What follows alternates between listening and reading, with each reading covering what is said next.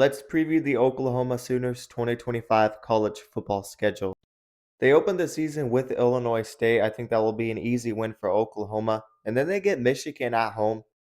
I think the Michigan game will be a toss-up, but I like Oklahoma more in that game. They have it at home, and I think John Mateer will be ready for that test. I'm taking John Mateer over a young Bryce Underwood. Give me Oklahoma to pull off that game at home and win that game. They then play a weird game at Temple. I don't know why they're playing at Temple. That should be a win, though.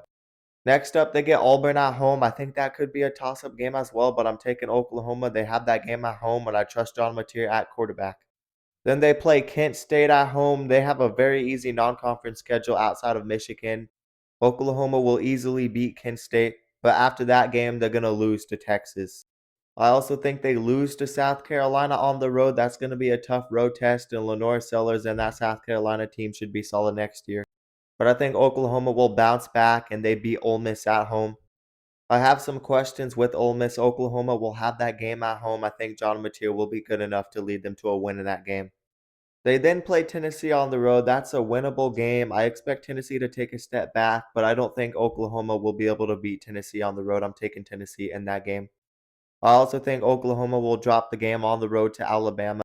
Alabama's going to have that game circled knowing they got destroyed last year. Alabama should be able to beat Oklahoma at home. I think Oklahoma will beat Missouri. I'm not high on Missouri at all. I think they're going to take a step back, but I do think Oklahoma loses at home against LSU. The game against LSU is winnable, but I expect LSU to have a very well-rounded roster and team next year with who they have back.